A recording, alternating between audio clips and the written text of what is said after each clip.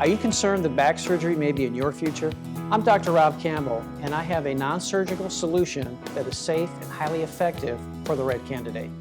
It was amazing. I have now completed a 5K, and I just signed up to do a mud run in June, so I'm really excited. He's absolutely changed my quality of life. Our unique method allows your herniated disc to self-repair without side effects. Avoid the injections and surgery. Call today for your no-charge appointment.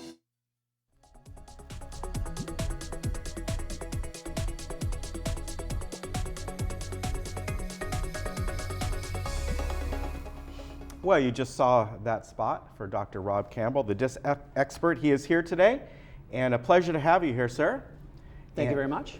We really appreciate it that you're bringing along a model of the disc here, but we're going to get into calling the disc expert because you really focus on, we're talking about the disc in your back, by the way. Exactly. And you know, over time, people have degenerative disc disease and all kinds of different problems, and this is what you specialize in, right?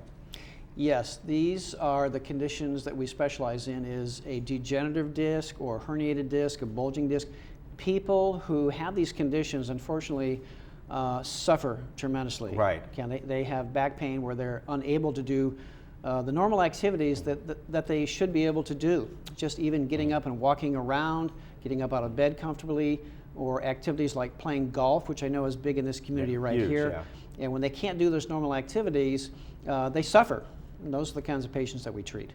So let's talk about the difference between a herniated disc and a degenerative disc disease. Yeah, sure. You know, degenerative disc disease is a diagnosis that people are given. Mm-hmm. And it's actually not a disease when we think of, you know, the word disease and what a disease actually is. Degenerative disc disease is actually a process. And the process is when the disc is unable to heal itself over time, it starts to degenerate. And as long as nothing stops that process, it will go on. Right. But there is a way to stop that process. But during that process, what comes out of that is the disc will actually collapse and create what's called a herniation. So the herniation is part of the degenerative process. Okay, and the disc is really there. I mean, you got a very nice model here.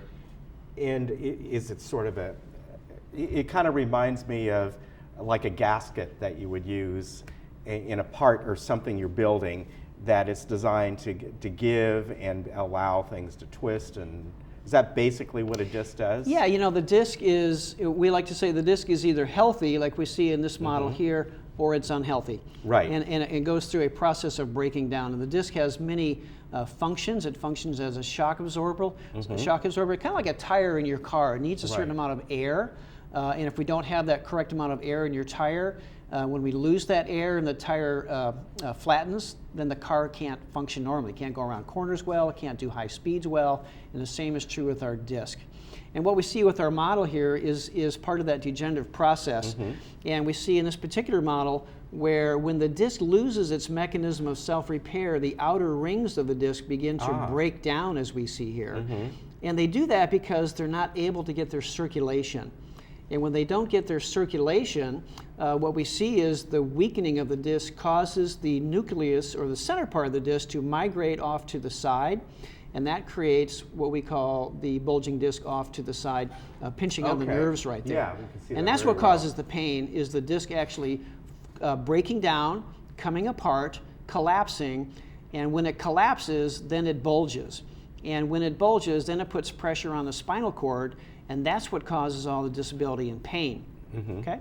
Now, why does the disc get worse? Is it just age? We're all aging, and we're all standing up, most of us anyway, and we hear that, I know you've probably heard this too. It's that old adage that as you get older, you lose height a little bit. It's which true. For me, I'm already short enough. I don't want to lose any more height. But is this something that naturally occurs, or more so in certain individuals? You know, the disc, all the discs together make up about 6 inches in our height.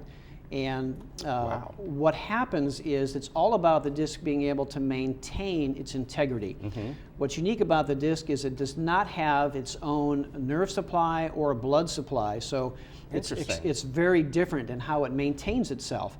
And it's very different on how it's able to get its nutrients and oxygen. The disc needs many things. It needs water, oxygen, and nutrients.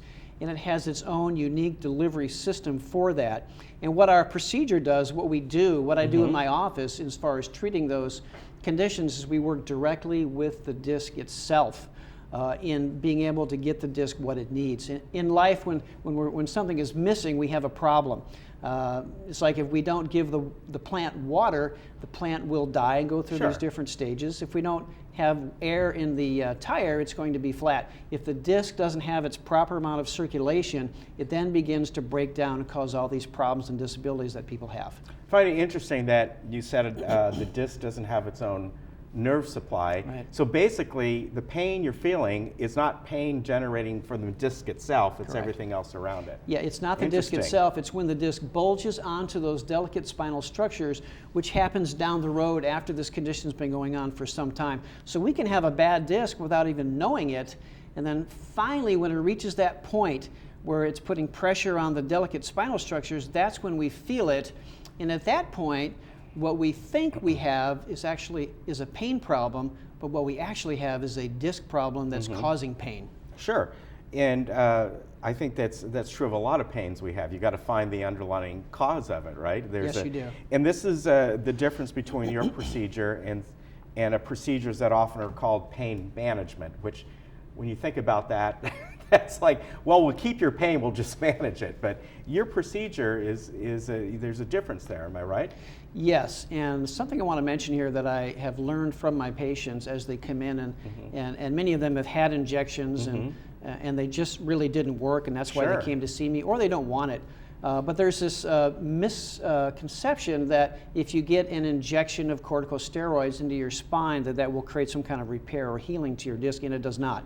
It is what you say, pain management. Right. What's different about our procedure is that rather than dealing with the pain of the disc, our procedure, the methods that we use, that we've developed, deal with actually repairing the disc itself, and we do this by tapping into its normal and natural mechanism of self-repair, and we do that using specialized medical equipment and technology that was actually developed by a group of surgeons and engineers that understood that in order to heal the disc, we have to give it what it needs. And what I've been able to do in my office is create unique protocols over years of research, and I've been studying this thing and become certified, and this is really the only thing I do is treat this particular condition. And the reason we're able to have the success that we do is because we're very specific. Specificity equals success. When we're specific about the type of condition, a herniated disc, a degenerative disc, we have to see that on the MRI. When we have that condition and we match it up with medical equipment and technology that is precisely for this one thing, and we put those together, that's how we're able to get the success that we have. So how does someone know if the procedure that you do is right for them? You know, choosing the right candidate is the most important thing. And in order to determine if someone is the right candidate, we need to see the MRI. That's the first thing we want to do. And that's what we do either on our first visit, or if they come in and don't have an MRI, we will send out for that. So we want to see the MRI to determine if they're a candidate. In any given week or month, there may be 25 to 50% of people that come in to see me who are not candidates for this treatment because of other situations where their disc may be too far gone, or they may have had too many surgeries, or they're just not interested, and that, believe it or not, that does happen too, but we want to qualify them to make sure that they are a candidate. And once they are a candidate, then we explain our procedure in detail. It takes me about 20 minutes to do this in our office, and we bring out the textbooks and the research and where this all came from and how it applies to them, so that they can make a decision as to whether or not this is going to be in their best interest. What about just taking care of yourself in general? Maybe people are fine right now. Is there something that can be done where people can kind of avoid getting this type of disease? Now, of course, that takes them out of coming to see you, but my point is is there something things can do? Is it just hereditary? Why does something like this happen for the vast majority of people? All right, I get to tell you this. Yes. There's actually nothing that someone can do that's going to heal their disc on their own or at home. Okay. And how this actually begins is through some type of trauma. And the trauma can be something that someone remembers, oh yeah, I had this car accident or I had a fall.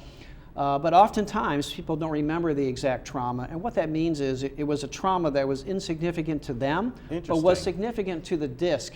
And at that point, the disc began to break down. And then months, years, and even decades later, it presents itself as a degenerative condition. Interesting.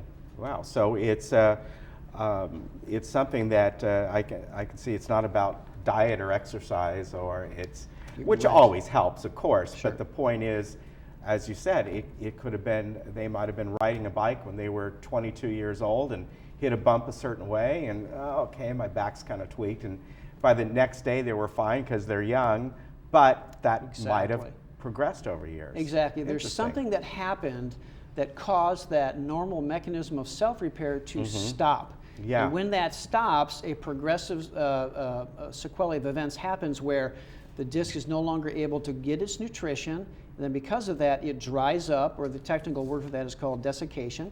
When it dries up, then it begins to break apart, collapse, and then when it collapses, then it bulges, and it happens in that order. And see, there is a step A and step B and step C. It happens in this way, and the only way to repair that is actually to tap into the mechanism of self-repair, which is a natural mechanism. And the good news is that through scientific research, we know from published studies that the disc has significant mechanisms for self-repair. The disc is alive, it's living tissue, and it has the ability to self-repair. The good news is when someone is done with our treatment, their disc is healed, and that's the best news of all. All right, you can call Dr. Campbell at 949-702-4582. He is located, the office right off La Paz, down by the 5 freeway by 24 Hour Fitness. If you kind of know where that is, you know where his office is. Also, the website right there, thediscexpert.com. Thank you. Good to see you again. Thank you very much. All right, you take care. Okay, thank you. And we'll be right back.